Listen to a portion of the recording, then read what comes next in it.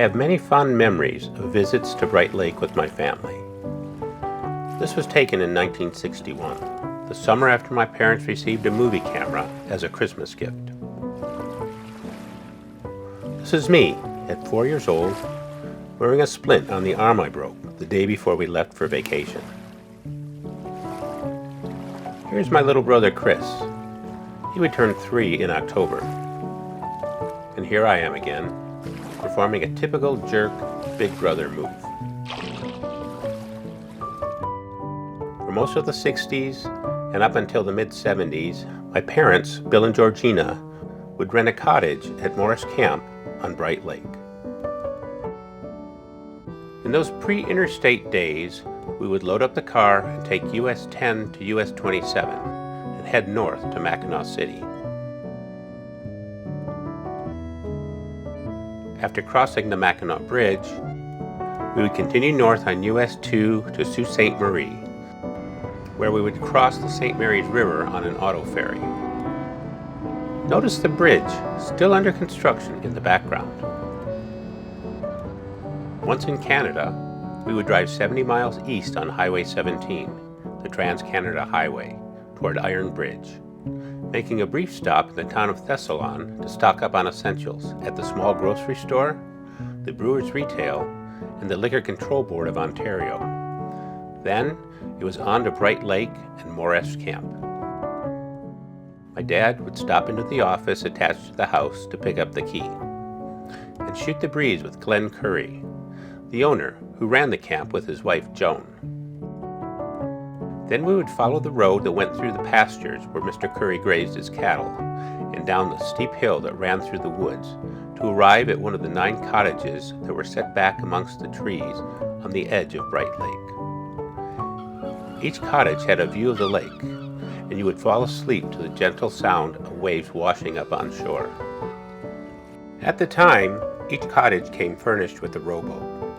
You could bring your own outboard motor or rent one from Mr. Curry. As my brother and I grew older, we were allowed to take the boat out by ourselves. Here we are with a friend, taking my grandmother for a ride. Large beds of reeds grew at each end of the camp, and the beach was a mix of sand and rocks, as was the lake bed. Campfires were permitted on the beach, giving us the opportunity to toast marshmallows and roast hot dogs.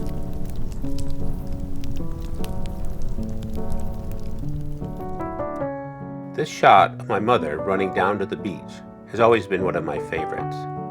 She looks so happy and full of joy here. Here we are in cottage number 2. Memory is a funny thing. I don't actually recall much of what we are seeing here, just vague recollections. Both my parents and my brother are gone now, so there's no one left to corroborate the facts. This was our bedroom that year, and these were our stuffed toys, Pinky and Earl the Squirrel. Here's a fun story about Earl the Squirrel that I do remember. Let's back up a minute. Have a look at Pinky's ears. They were long enough to allow me to hang him outside the car and let him flail in the breeze by rolling the window up on one of them. Now, look at Earl the Squirrel. His face and ears were soft plastic. To my brother's shock and dismay, the squirrel went flying out the window when he tried the same trick. Being the good guy that he was, my dad stopped the car and hiked back the 100 or so yards down the road to rescue poor Earl the Squirrel from the shoulder.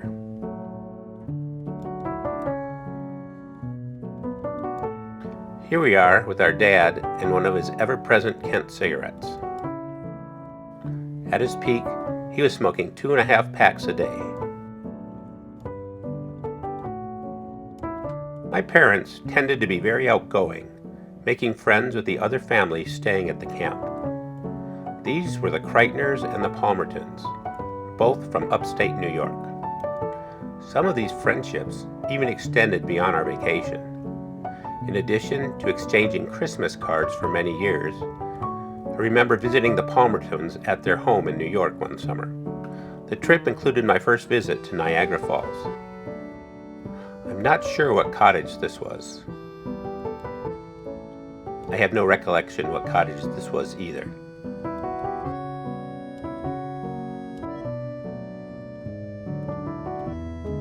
I believe these were the Draughts from somewhere in Indiana.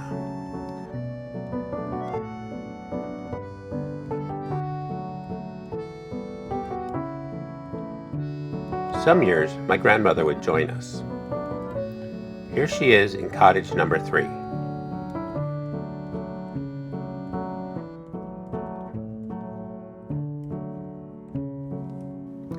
The cottage had 2 bedrooms, as well as a couch that converted into a bed.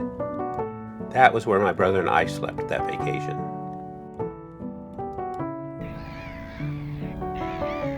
Beyond cottage number 9 was one of my favorite spots.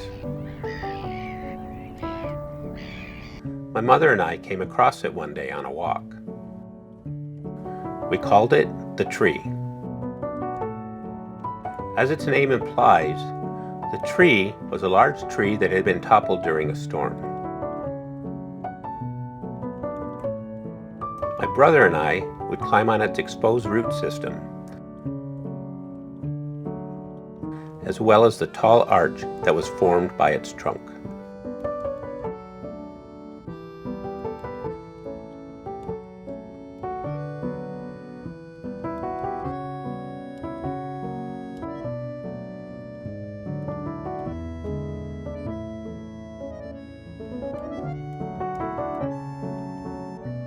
I have a feeling some of this climbing tended to make my dad a bit nervous.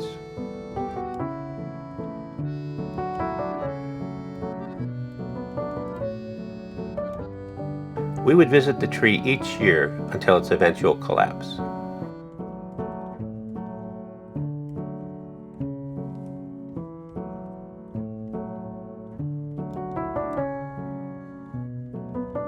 This was Harry Bruno Max. At least that's what we called him. He would come down the road from the Curry's house to visit. We never knew his actual name. It seemed every guest had their own name for him, so we decided to combine all 3. One summer, he was nowhere to be found. My dad asked Mr. Curry about him and was told he was attacked and killed by wolves the previous winter.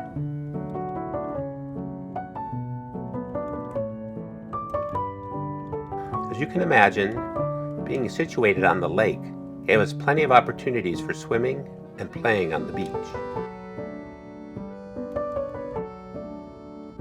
Someone doesn't look too happy here.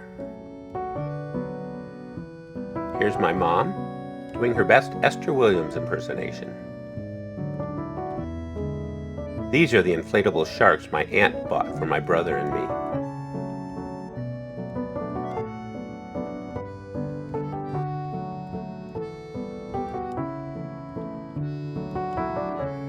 Here I am, struggling with my dad's minnow bucket.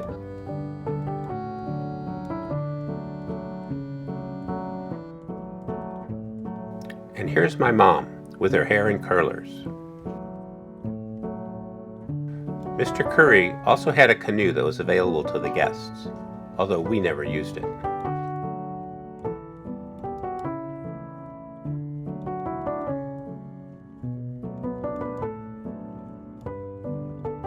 Hey, who looks like a penguin here, marching around in his dad's swim fins?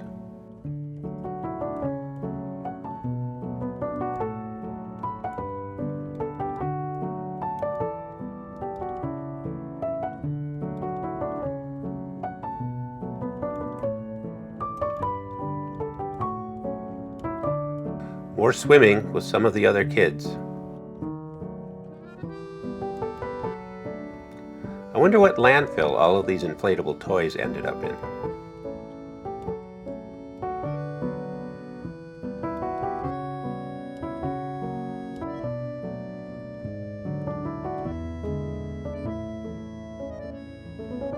Here's my brother and me making a few small splashes. And here's my dad, getting ready to make a big splash.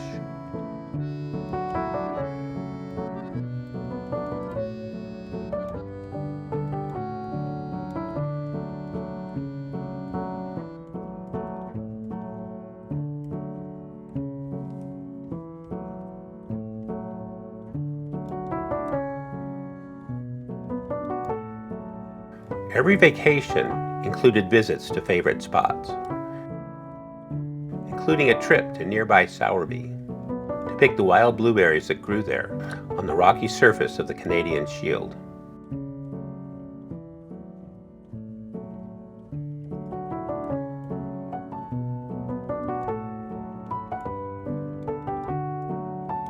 Being kids, we probably ate more berries than we picked.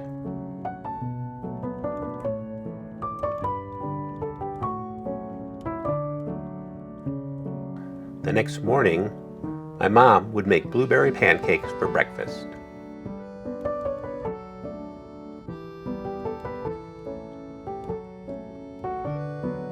Another favorite place to visit was the Red Rock Falls Hydroelectric Dam, just north of the nearby town of Iron Bridge. Here, we'd sometimes fish or just throw rocks into the water below. But the dam wasn't the only attraction that Iron Bridge held. At dusk, we would go to the local garbage dump and sit in the car to watch the bears as they came out of the woods to forage for food.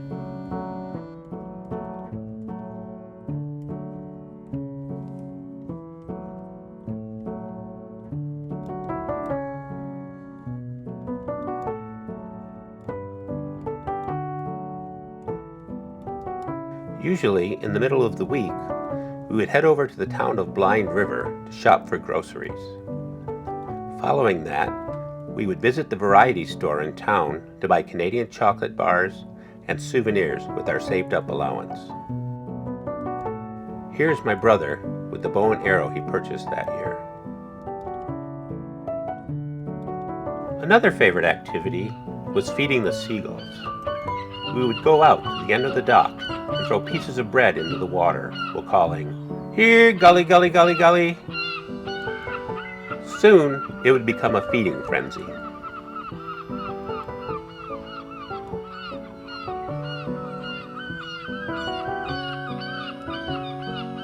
Seagulls would also come around when it came time for my dad to clean the fish we had caught.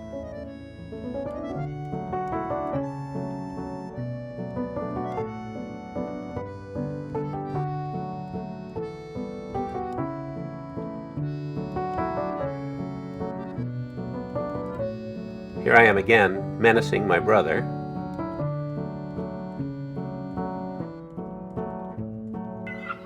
The gulls would feed on the guts and fish heads my dad would throw onto the beach. As you can see, the fish were plentiful in Bright Lake. We caught plenty of pike, perch, bass, and walleye. This seems like a good time for a montage of people with their fish. Here's my brother, farting in the camera's general direction.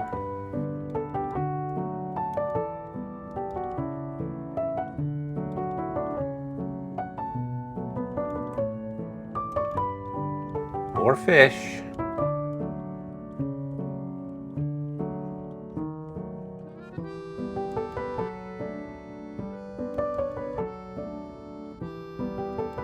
While we're at it, we might as well throw in a few photos. Here we are with Chuck Perry, a family friend who came with us back in 1968.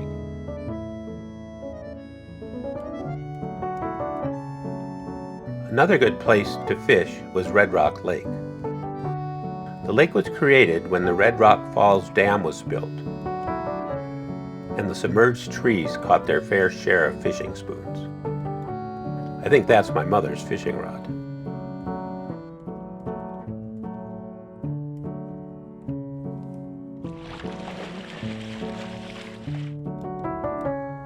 Over the years, my parents invited a number of their friends to join us on our vacations.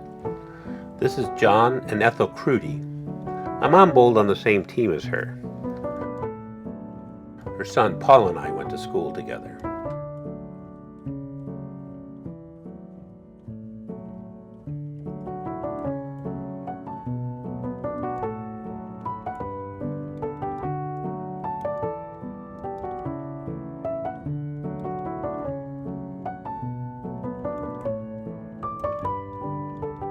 And this is one of her oldest and best friends, Isabel Becker, and her husband Bob. My brother and I are posing with their kids, Jeff and Janine, at Red Rock. Jeff and I first met in kindergarten. That is when our mothers formed their friendship as well. And this is my friend Chuck again, showing off the pike he caught trolling at Red Rock.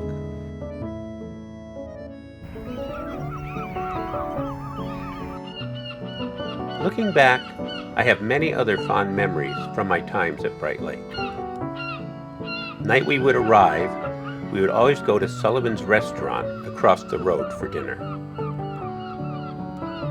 I remember going trolling at the western end of the lake and seeing a farm that sat high on a hill overlooking the water. It always looked so peaceful. Looking even further back, I vaguely remember a nearby Esso gas station that had a caged bear who would drink bottles of soda pop. Sadly, I'm unable to provide images of any of these. They exist only in my memory.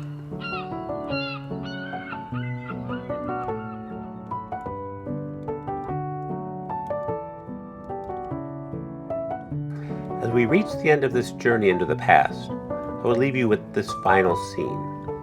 Our family making our way home filled with happy memories, and looking forward to the ones we make next year at Bright Lake.